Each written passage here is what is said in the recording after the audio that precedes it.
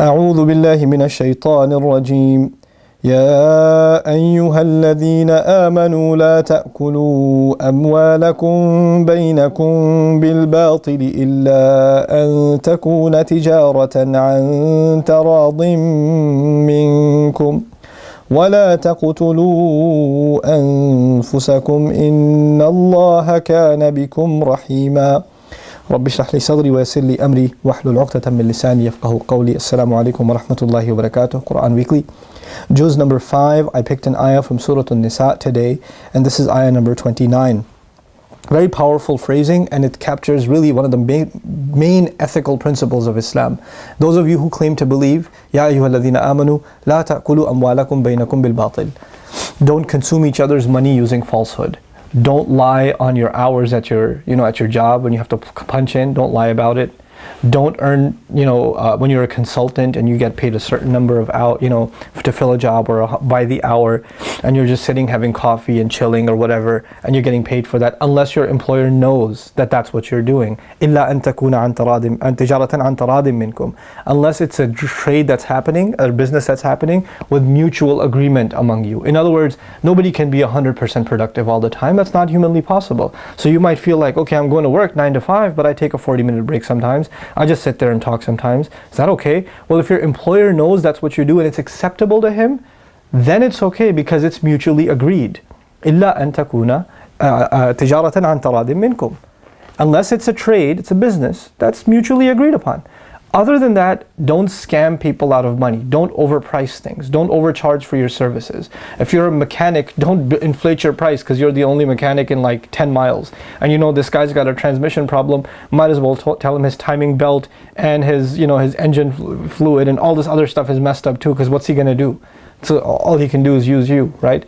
Don't overbill people as if you're a physician, and charge them more and more and more because they're desperate and they're coming to you. Don't manipulate people like that.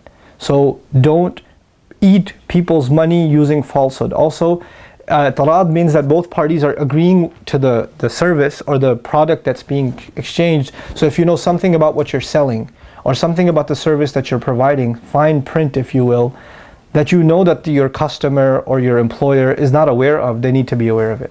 They need to know. Because if they don't know and you're kind of skimming money out of them, then this is unacceptable to Allah. So most of our cell phone contracts, right, the fine print, this is bil batil, because you get all these fees and inconvenience fee or whatever, convenience fee and this fee, and you don't even know what these fees are for. And you never agreed to them, but they're all tacked on there, and they have a 40-page fine print that you have to sign at the end, and they know you're not going to read that if you're a normal human being. So, that's how they get away with these kinds of false agreements.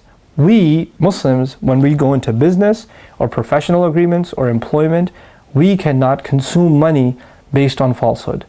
We cannot eat people's money. And it's not just about employees with employers, it's employers with employees too, and that's what I'll end with.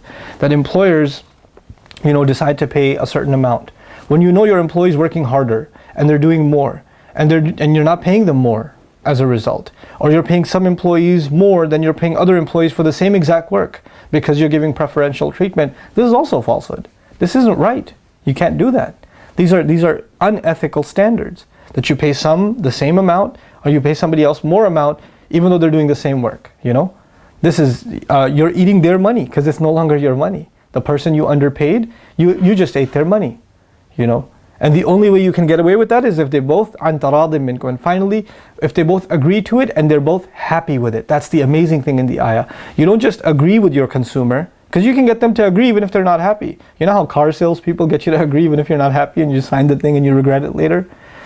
You have to be happy. Both sides have to be happy and completely content with the agreement عن تراضٍ منكم. That's the beauty of this ayah. That if both parties are not content, then this is not a fair agreement. And once the fair agreement is in place, you have no right to complain. Because you're the one who consciously and clearly agreed to this sort of thing. If we abide by this principle, wallahi, our business practices and our organizations and our companies, the companies that we run, and us as employees, we're going to have much better lives. May Allah Azza wa Jal help us be fair in our business dealings and implement the wonderful ethics that are in this beautiful ayah of Surah An-Nisa. Barakallahu li wa lakum. Wassalamu alaikum wa rahmatullahi wa barakatuh.